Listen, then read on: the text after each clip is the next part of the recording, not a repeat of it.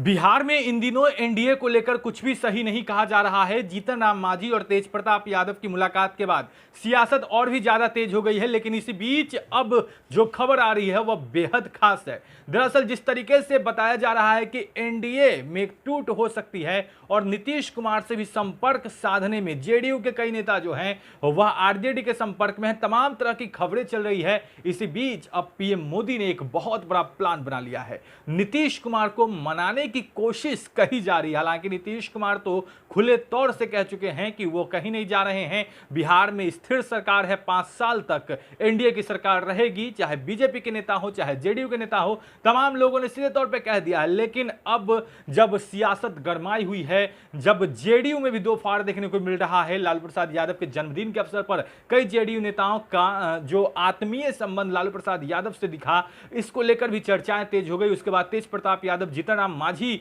को लेकर जो मुलाकातें सामने आई है, तो इन सब को लेकर सियासत तेज हो गई। और इसी बीच अब पीएम मोदी ने फैसला कर लिया है, एक बहुत बड़ा फैसला कर लिया है, और वह फैसला है जेडीयू को मंत्रिमंडल में शामिल करने का। दरअसल कल प्रधानमंत्री नरेंद्र मोदी ने गृह मंत्री अमित शाह और बीजेपी के राष्ट्रीय अध्यक्ष जेपी नड्डा के साथ मुलाकात की, बातचीत की। उसके बाद चर्चाएं तेज हो गई कि बहुत जल्द मोदी मंत्रिमंडल का विस्तार किया जाएगा और जिसमें जेडीयू के मंत्री शामिल किए जाएंगे। तो जेडीयू के 2 मंत्री पद जेडीयू को मिलने वाला है, इस बात की लगभग मुहर लग चुकी है। और कहीं ना कहीं जो राजनीतिक विश्लेषक हैं वह मानते हैं कि ये पद देकर कहीं ना कहीं नीतीश कुमार को एनडीए में बरकरार रखना चाहती है बीजेपी, और यही वजह है कि ऐसे मौके पर अब कैबिनेट का विस्तार किया जाएगा। और इसको लेकर जिस तरीके से सियासत तेज है, लगातार जो राजनीतिक चर्चाएं चल रही थी,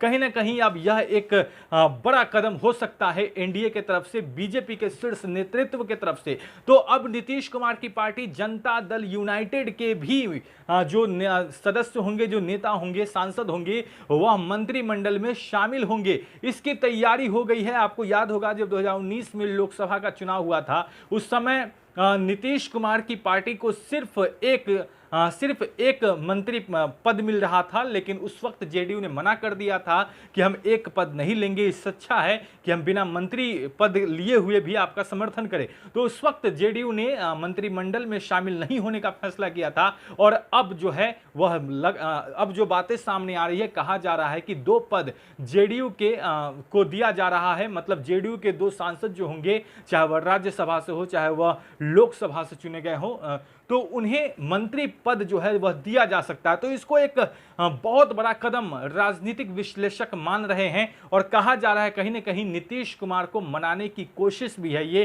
क्योंकि जिस तरीके से अंदर खाने से खबर चल रही है कि एनडीए में इन दिनों कुछ भी ठीक नहीं चल रहा। अब देखने वाली बात होगी कि क्या कुछ होता है। चर्चाएं तो ये भी है कि रामविलास पासवान के जगह पर चिराग पासवान को मंत्री बनाया जा सकता है, लेकिन क्या कुछ होता है ये तो बहुत ही जल्द क्लियर हो ही जाएगा। जो कुछ भी होगा, तमाम अपडेट्स, हेडलाइंस भी आप तक पहुंचा रहा है। अगर आपने अब तक हमारे चैनल को सब्सक्राइब नहीं किया है तो जल्द सब्सक्राइब कर ले। धन्यवाद।